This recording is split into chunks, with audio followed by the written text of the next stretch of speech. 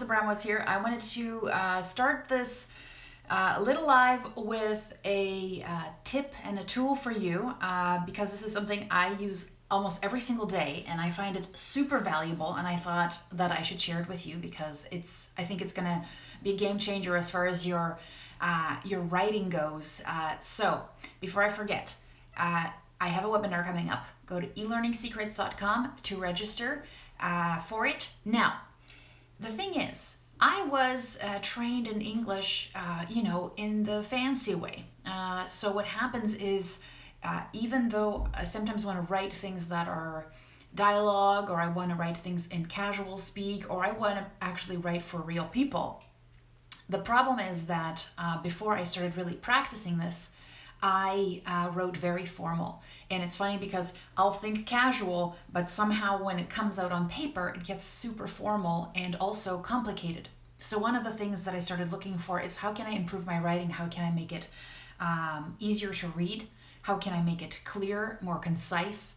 And especially this makes a difference when you're translating your learning materials into other languages, so that the clearer, more succinct your language is, then the easier it is for somebody to translate it as well, right? So it works all around. It's a win-win. Now, the other thing I started looking into is readability.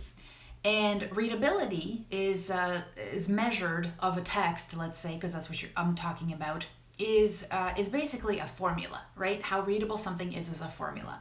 There's a whole bunch of readability formulas out there. Some of them are, the one that I usually find most commonly used is called the Flesch-Kincaid reading scale, which basically takes a sentence and says, how many syllables are there, how many this kind of words, how many spaces, divides it all and says this one's easy to read or not easy to read. So it's not very objective in that way, right? Or it's totally it doesn't always understand context.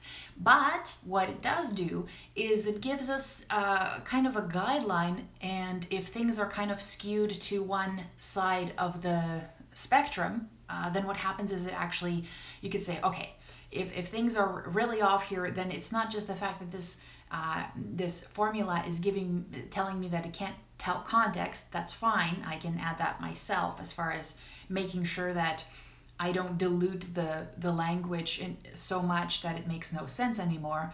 But if it's saying that this is really, really hard to read for people, then I should do something about it, right? Because I'm sure I can say this in a better, more effective way. And a lot of people think that when you make something more readable, it actually makes it more dumb, like you're dumbing stuff down. It's actually quite the opposite. So I looked into this readability thing and realized that the people who are the most prolific writers are the most readable writers. And there's two things in there. One is that it can reach a larger audience. People can understand those ideas more effectively, and therefore those ideas can spread better. And then the other thing is that if you really understand something really well, then that means you can say it quite simply and quite succinctly. That's why Richard Feynman is probably one of the best teachers out there, is because he really worked on simplifying concepts and making them clear. So it's kind of cool because, if you think of the most prolific writers just recently, Malcolm Gladwell comes to mind, right? His ideas aren't simple, they're very profound, but he takes the time to really write them very well and very clearly, and that's probably why it's resonated with so many people. He's brought basically deep level psychology to the common person, which is wonderful. So then you think about, where should my style fall in? And what's cool is when you look into readability, one of the most prolific and most known writers probably in the world is Ernest Hemingway. And Ernest Hemingway his readability statistics were through the roof. The guy was, his stuff was super profound, right? Just classics. So it's kind of cool because what happened as a result is somebody who loved readability and wanted to create more accessible tool for us to use to learn about it and actually basically evaluate our text. Is it readable? Is it good enough? They created the Hemingway app. So what I have here is I invested $20 in this app, but you can actually use it for free. It's called the Hemingway Editor. If you look at Hemingway App, .com, you will actually find it. It's a free editor, which is wonderful.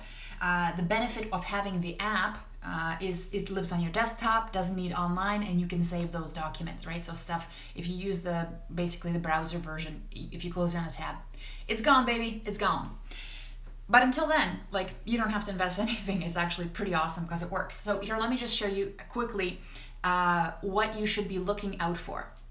So readability scale, it's kind of cool. It goes from like, grade 0 to post-grad. And what happens is what you want to do is you want to keep your readability scale as low as possible. So let's say the average newspaper is between grade 4 and 6. Hemingway, grade 4. That's where he was as far as ease of readability. And it's kind of funny. So what happens is when you take text that you write, or let's say procedures or something that you want to improve, and you paste it into this editor, then what happens is it highlights the areas that are difficult to read or have like a ton of big complex words together that are hard to understand. So very quickly you can see where your reading stands, right? Where the things that you've written stand. And it's kind of neat. So here we have, this is kind of like the text that I've pasted. By the way, this is from a government site, and it's supposed to be usable for all kinds of people. And look at all the red. The red means that these are very difficult things for people to understand. So, So here it'll tell you sentence by sentence how you're doing. So you can start editing it and figuring out how to make this clearer and simpler for people to understand. The ideas, the concepts should be more focused, single sentence, single idea. It'll also give you suggestions for how to use more active language if you want to do that. You don't always have to take the suggestions. It's just there to kind of make you more aware and more maybe just reflective of the kinds of voice you want to have. And on the side here, what it'll do is it'll tell you what each of the color codes mean. So red means that sentences are very hard to read. Then they have sentences hard to read. The purple stuff is that there's an alternative way of saying this that could be simpler. I'm using basically a dollar word when I could be using a 25-cent word that would make also the same amount of, would give the same amount of value to the reader. And then it gives me basically the readability statistic, which I believe it actually uses the Flesch-Kincaid reading scale here, I believe. And this stuff that's written on a government site to help people is at the postgraduate level. They're beyond university even. So yeah.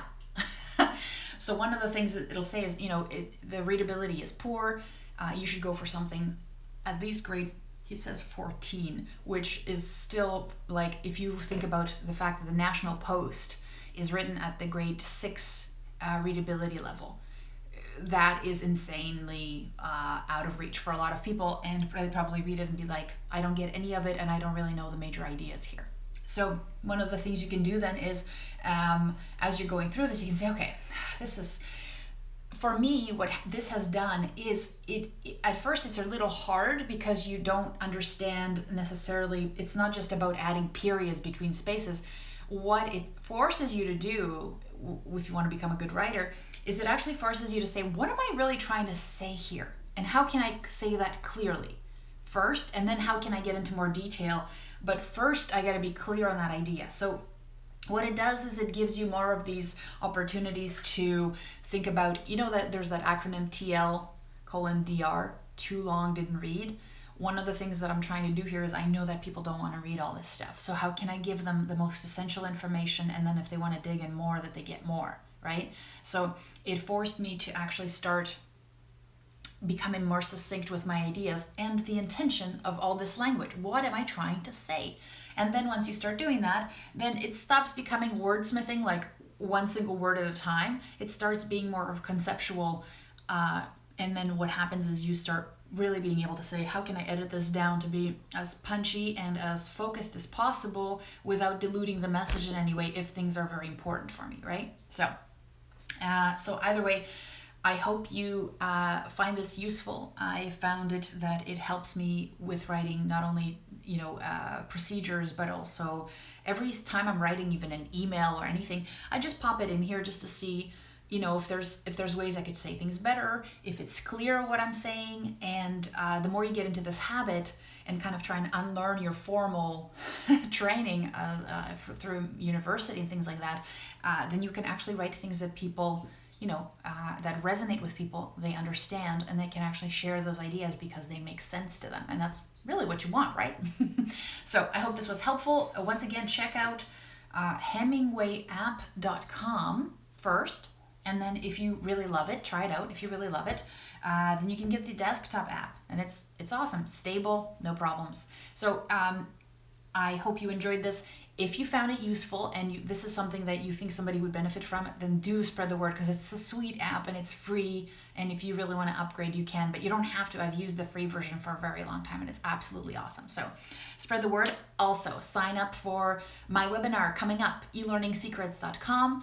And if you have any questions regarding writing or storytelling or interactive episodes, my goodness, interactive storytelling, post those questions underneath or vote up this video. I'll make sure to publish more resources like this for you, especially if you're writing your own stories. You want to make them good, need some extra help. All right, so hope you have a wonderful rest of the day. Thanks so much for being here, and I really appreciate you tuning in. Take care. Bye.